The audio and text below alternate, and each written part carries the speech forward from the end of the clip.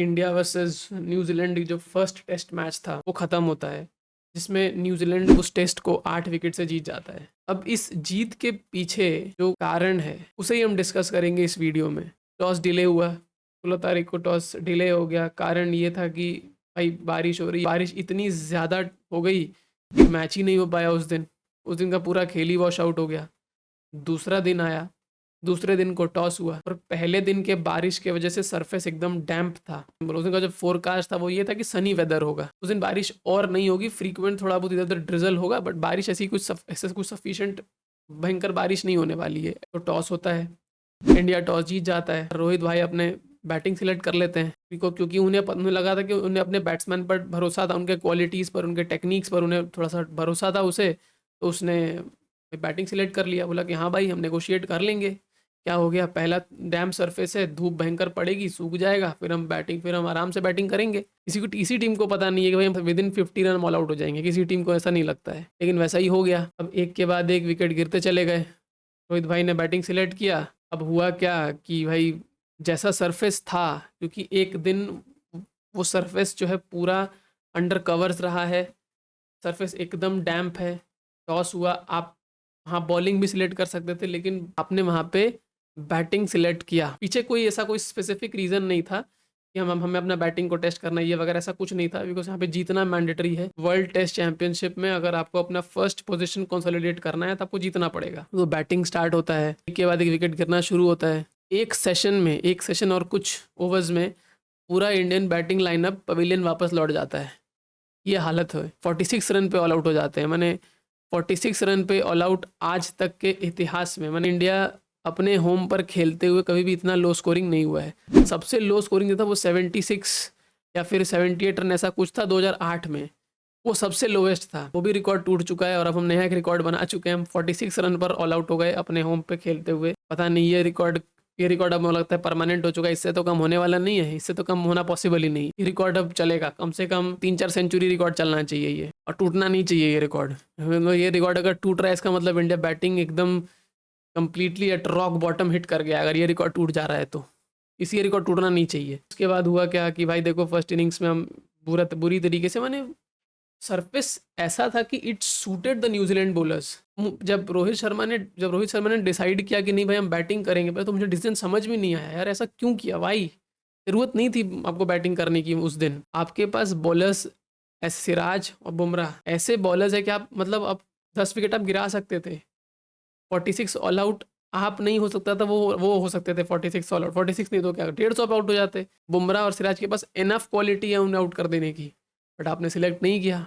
ठीक है, we are backing your decision, हम क्रिटिसाइज नहीं कर रहे, कुछ सोच समझ के ही आपने किया होगा। आपको 46 पर ऑल आउट करके न्यूजीलैंड बैटिंग करने आता है और वो काफ़ी ज़्यादा अच्छे से अपने को अप्लाई करता है। टॉम लेथम जल्दी आउट हो जाता है, बट कॉनवे सेट नहीं लग रहा था, बट जिस तरीके से क्विक स्कोरिंग करके 91 रन वो स्कोर कर देता है, फिर वो आउट हो जाता है, सेंचुरी मिस कर देता है अपना।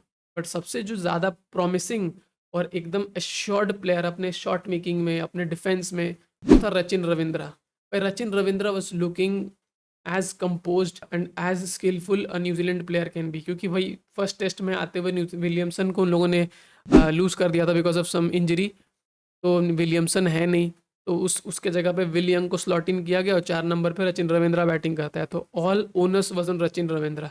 रचिन रविंद्रा को स्कोर करना पड़ेगा अगर न्यूजीलैंड को कमांडिंग पोजीशन में रखना है तो, जो कि उसने किया, भी सेंचुरी स्कोर किया। अपना पहला एक international test match Indian soil पर उसने खेला है और पहले मैच में ही उसने सेंचुरी स्कोर कर दिया। 134 स्कोर किया था अपने पहले मैच में ही। ऐसा काफ़ी स्लो स्कोरिंग नहीं था, ठीक ठीक डिसेंट पेस पर स्कोर किया था। 75-80 का स्ट्राइक रेट था उसका।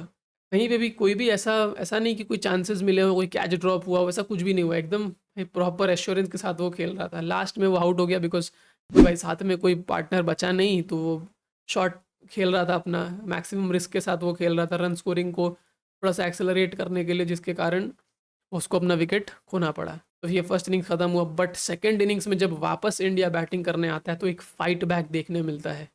जो मतलब अगर इस मैच का, टेस्ट मैच में अगर एक पॉजिटिव आपको खोजना है तो वो ये है कि हमारे प्लेयर्स का माइंडसेट और उनका इंटेंशन एकदम क्लियर था कि भाई देखो 46 रन पे ऑल आउट हो गए, कुछ नहीं कर सकते, वी एक्सेप्ट दैट मिस्टेक, लेकिन अब हम यहाँ से क्या कर सकते हैं? हम ऐसे हाथ में हाथ रख कर ऐसे करके बैठ तो नहीं सकते। क्या यहाँ से बेस्ट पॉसिबल आउटलेट क्या है? वो ये है कि जिस भी सिचुएशन में हम हैं, यहाँ से हम पॉजिटिव को देखते हैं और खेलते हैं, देखते हैं क्या होता है। भाई सेकंड इनिंग्स में वापस आए Jaiswal and Rohit Sharma, they looked as confident. माने जैसा फर्स्ट इनिंग्स में वो खेल रहे थे, उसका वो दूसरे ही प्लेयर्स थे वो, और सेकंड इनिंग्स में जो प्लेयर्स खेल रहे हैं वो दूसरे थे।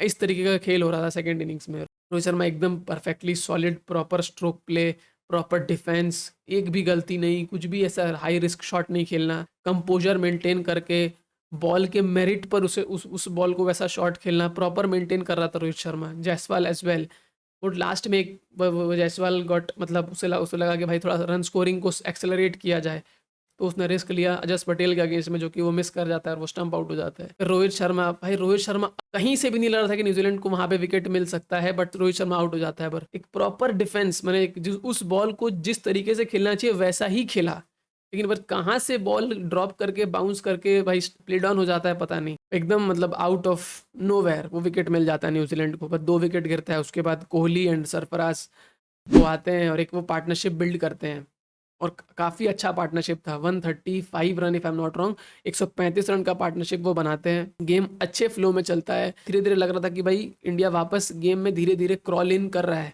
वापस धीरे धीरे इंडिया मैच में आ रहा है, ऐसा लग धीरे धीरे इंडियन फैंस को और जो क्रिकेट एंथुसियास्ट लगा था कि भाई कुछ हमें मेराक्युलस यहाँ देखने मिल सकता है। We are going to witness something miraculous like the 2003 Kolkata में जो हुआ था, हमें वापस वैसा कुछ देखने मिल सकता है, पीपल वे आर होपिंग। लेकिन नहीं होता है ऐसा, क्योंकि तीसरे दिन के लास्ट बॉल पर कोहली का विकेट गिर जाता है ग्लेन फिलिप्स के बॉल पर। भाई Glenn Phillips part time spinner है, वो साला कहाँ से आके विकेट ले लेता है कोहली का। और वो जो एज है ना, वो इतना सा स्लाइट एज था, मैंने इतना हल्का सा, मतलब अगर वो इतना हल्का एज था कि पता भी भाई इस दोनों को नहीं पता, ना कोहली को पता है कि लगा है, ना सरफराज को पता था कि लगा है कि नहीं लगा है। उन लोगों ने रिव्यू लिया, रिव्यू में एकदम हल्का सा एज दिखाई दिया, इसकी वजह से कोहली आउट हो जाता है और हम रिव्यू भी खो देते हैं। डे 3 पर सरफराज का परफॉर्मेंस कमेंडेबल था, उसने हाफ सेंचुरी हिट किया, कोहली ने भी हाफ सेंचुरी में हाफ सेंचुरी किया था। 68 रन स्कोर किया कोहली ने, सरफराज 70 रन नॉट आउट था। डे 4 पर फिर आया, अपने उसी रिदम को कंटिन्यू करते हुए उस दिन का भी गेम उसने पूरा बिल्ड किया, सेंचुरी स्कोर किया पंत के साथ पार्टनरशिप बिल्ड करते हुए। 180 रन का पार्टनरशिप दोनों ने मिलकर स्कोर किया था। धीरे धीरे धीरे धीरे इंडिया का जो डेफिसिट था उसे कम करते करते करते करते जीरो किया, फिर लीड में ले गए इंडिया को लीड में भी ले गए 50 रन के, 55 रन के ऐसा कुछ लीड भी दिया था इंडिया को, दोनों के पार्टनरशिप ने। सरफराज ने 150 स्कोर किया, ईज के साथ सरफराज स्पिनर्स को खेलता है ना, इट इज़ वेरी कमेंडेबल। हम उस टेक्निक को और जो ये जो आर्ट है ऑफ प्लेइंग स्पिन, धीरे धीरे हमारे प्लेयर्स उस आर्ट को खो रहे हैं, मतलब ऐसा मुझे लगता है। मेरा ऑब्जर्वेशन जो है वो यही है कि मुझे लग रहा है कि हमारे जो ओल्डर प्लेयर्स हैं, मैंने जो जिन्हें इस टेस्ट टीम में खेलते हुए कुछ समय हो गया है, उनका जो स्पिन खेलने का जो क्या बोलते हैं आर्ट है ना, वो थोड़ा थोड़ा डिक्लाइन हुआ है। और सरफराज जो कि अभी एकदम रणजी से हमारे फर्स्ट क्लास से उठ के अभी जस्ट आया है, कुछ डेब्यू किया हुआ है, 4-5 मैच उसने खेला है, उसका स्पिन खेलने का तरीका देखो, इतना इजीली खेलता है वो स्पिनर को। पंत भाई अनफॉर्चुनेटली वो 99 पे आउट हो जाता है यार, कैसे वो आउट हो गया पता नहीं। जैसे हमारा फर्स्ट इनिंग्स में कोलैप्स हुआ था, सेकंड इनिंग्स में भी, फर्स्ट इनिंग्स में न्यू बॉल डैम्प सरफेस हमारे लिए वो डिजास्टर बन के आया था भाई, तूफान की तरीके से बन के आया था, हमें पूरा साफ करके चला गया, ऐसा था फर्स्ट इनिंग्स में न्यू बॉल उस सरफेस पर। सेकेंड इनिंग्स में भी न्यू बॉल ने ही वो डैमेज पहुंचाया हमें। सब कुछ सही चल रहा था 80 ओवर तक, उन्हें लगा था कि भाई गेम से हम बाहर जा रहे हैं, कुछ तो करना पड़ेगा। 80 ओवर जैसे ही खत्म हुआ, तुरंत उन्होंने न्यू बॉल को लिया। Tim Southee and Matt Henry were on the attack नए बॉल के साथ, जिसमें पहला विकेट साउदी को मिल जाता है, सरफराज को आउट किया उन लोगों ने। फिर इसमें जैसे ही केएल राहुल आया, तुरंत उन्होंने अपने उस 6.5 फीट के चट्टान को लगा दिया बॉलिंग करने के लिए। वो बॉलिंग करना स्टार्ट करता है और भाई साफ कर दिया पूरा, पंत को आउट किया, केएल राहुल को आउट किया, जडेजा को आउट किया, फटाफट आउट करते चला गया। मैंने उस सरफराज और पंत के आउट होने के बाद कोई बैट्समैन ऐसा लगा नहीं कि वो सेट हो सकता है, आए गए आए गए आए गए, यही होते चला गया, पूरा पूरा ख़त्म हो गया। और एक समय जो 408 पर 3 विकेट था, वो 462 पे ऑल आउट हो गया। मतलब एक मिनी कोलैप्स फिर से देखने के लिए हमें मिलता है। 54 रन पे 7 विकेट हमारा फिर से गिर जाता है, ये तो हमारा हालत है। मतलब मैच, अगर मुझे ऐसा लगता है कि अगर जो पार्टनरशिप सरफराज और ऋषभ बिल्ड कर रहे थे वहाँ पर, अगर वो उस पार्टनरशिप को और एक्सटेंड कर लेते, अगर ये जो हमने जो टारगेट 107 रन का दिया न्यूजीलैंड को सेकंड इनिंग्स में चेज करने के लिए, अगर ये 107 के जगह पर अगर 207 होता, 220 होता, 30 होता, तो गेम एक अलग ट्रेजेक्ट्री ले सकता था। ज़्यादा पॉसिबिलिटी है, ज़्यादा नहीं बहुत ज़्यादा पॉसिबिलिटी है कि गेम इंडिया के फेवर में भी आ सकता था। चांसेस थे, एनफ चांसेस, क्योंकि भाई क्रिकेट देखो क्या है ना, क्रिकेट एक साइकोलॉजिकल गेम भी है। खाली क्रिकेट ये नहीं है कि बस रन बनाओ, बोर्ड पे लगाओ, जीत जाओ, ऐसा नहीं होता है। ठीक है, कुछ कुछ साइकोलॉजिकली भी आपको गेम प्ले करना पड़ता है। जैसे क्या, मान लो अगर हमारा बोर्ड पे 107 रन था, तो न्यूजीलैंड को भी दिख रहा है कि भाई रन तो उतना तो है ही नहीं बोर्ड पे, हम इजीली जाते हैं, स्कोर करते हैं, देखते हैं सेट होते हैं, सेट होकर खेलेंगे, तो मार के खेलेंगे, जीत जाएंगे। उसी उसी पूरा थॉट प्रोसेस के साथ वो आए थे। 107 रन कुछ नहीं है यार, 107 रन कुछ नहीं है। डे 5 का पिच हो या कुछ भी हो, 107 रन कुछ नहीं है। और ऊपर से एक उनके बैट्समैन इजीली खेल रहे थे, टॉम लेथम और कॉनवे को एक 107 रन टारगेट देने के बाद भी इंडिया फिर से कुछ एक मिराक्युलस करना चाह रहा था। मैं भाई हमने एफर्ट तो मारा था कि कुछ इसमें से भी कुछ अगर एक एक्सट्रैक्ट कर सके तो करने का कोशिश तो किया था। बुमराह ने वो ट्राई किया, अटेम्प्ट किया था, 2 विकेट गिराया था। पहला विकेट टॉम लेथम का, दूसरा विकेट आपका कॉनवे का। भाई बुमराह का शेयर एक्यूरेसी के साथ वो दोनों विकेट मिले थे, परफेक्ट इन स्विंगर उस पिच पे जहां पर इतना पेस को ज़्यादा असिस्टेंस मिल रहा था। प्रॉपर बुमराह ने अपने क्वालिटीज़ को यूज़ करते हुए दोनों विकेट निकाल के दिए, लेकिन उसके बाद कुछ भी इंडिया के फेवर में नहीं होता भाई। It was not India's day today. इस मैच के स्टार्ट से ही हमारे डिसीजंस गलत हुए। हमारा जो बैटिंग है वो जैसे वो खेलते हैं वैसे नहीं खेल पाए। हमारा बॉलिंग डिस्प्ले वैसा नहीं था। अश्विन भाई वैसा अश्विन नहीं लग रहा था, पता नहीं उसे क्या हो गया था। इतना ईजिली बैट्समैन स्कोर कर रहे थे उसके अगेंस्ट में। Rachin Ravindra was hitting him all around the park. इस मैच में हम नहीं था, हमारे लिए वैसा इतना फेवरेबल सब कुछ नहीं था। फेवरेबल होता भी नहीं, हमें क्रिएट करना पड़ता है वैसा सिचुएशन, जो कि इस मैच में बिल्कुल भी नहीं था। ठीक है, जो भी है इस रिजल्ट को हम एक्सेप्ट कर रहे हैं। 3 टेस्ट मैच के सीरीज में आप पहला आपका स्टार्ट ही हुआ है लॉस से। अब 2 टेस्ट मैच बचे हैं। अगर आपको टर्न अराउंड करना है, सीरीज को जीतना है, तो आपको लगातार दोनों मैच ऑन द ट्रॉट जीतने ही पड़ेंगे, नो डाउट। ठीक है, दोनों मैच आपको जीतने पड़ेंगे, तभी आप सीरीज को जीत सकते हो, नहीं तो नहीं जीत सकते, बात खत्म। एक स्टैट दिखा रहा था, एक स्टैट टीवी पे दिखा रहा था कि न्यूजीलैंड का ये विक्ट्री जो है, it's just the 3rd victory. मैंने न्यूजीलैंड भाई कब से वो खेल रहे हैं, वो इंडिया में सिर्फ 3 बार ही टेस्ट मैच जीते हैं, मैच जीते हैं, सीरीज तो छोड़, सीरीज तो कभी जीते हैं आज तक, सीरीज कभी नहीं जीता उन लोगों ने। न्यूजीलैंड इंडिया में सिर्फ 3 ही टेस्ट मैच जीता है। 1969 में एक मैच जीता है, 1988 में एक मैच जीता है, और 2024 में तीसरा मैच जीता है। मतलब सेकंड मैच और थर्ड मैच में 36 साल का गैप है। आप समझ रहे हो, 36 साल का गैप है। तो भाई उनके लिए ये विक्ट्री मायने तो लगेगी कि मैंने 36 साल तक जो एक सूखा पड़ा था, अब उस सूखे को ख़त्म किया है इन लोगों ने। तो ठीक है, एक डिजर्व्ड विक्ट्री थी उनके लिए। उन लोगों ने खेला भी अच्छा था, कोई दो राय नहीं है इसमें, उन्होंने खेला भी बढ़िया था, काफ़ी बढ़िया खेला उन लोगों ने, और डिजर्व्ड विक्ट्री है उनकी। ठीक है, कोई बात नहीं। बट इंडिया को यहाँ से कम बैक करना काफ़ी ज़्यादा ज़रूरी है, कम बैक करना पड़ेगा। आपने लॉस आपको मिली है, कोई बात नहीं, बट यहाँ से कम बैक करो।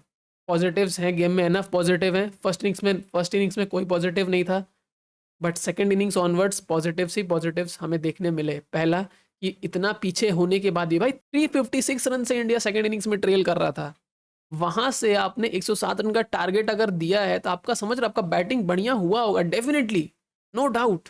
आपने अच्छी बैटिंग की है, कोई दूसरा कोई क्वेश्चन ही नहीं है यहाँ पे। सरफराज का बैटिंग देख लो, कोहली को देख लो, रोहित शर्मा को देख लो, पंत को देख लो, सबने अच्छा बैटिंग किया है यार। उस पोजीशन में गेम को ला पानी, तो इनिंग से डिफीट आपको मिलती। इस गेम से अगर आपको पॉजिटिव्स निकालने, तो ये पॉजिटिव्स हैं। चलो ठीक है, तो ये था फर्स्ट मैच का रिव्यू। अब देखते हैं इंडिया किस तरीके से सेकंड मैच को अप्रोच करता है, क्या उनका प्लान ऑफ एक्शन होता है, किस तरीके से वो गेम को खेलते हैं। आपको क्या लगता है कि इस मैच में क्या अच्छा किया इंडिया ने, क्या बुरा किया, प्लीज़ कमेंट करिएगा। और ये वीडियो कैसा लगा वो भी बताइएगा। तो मिलते हैं फिर नेक्स्ट वीडियो में, ठीक है, बाय।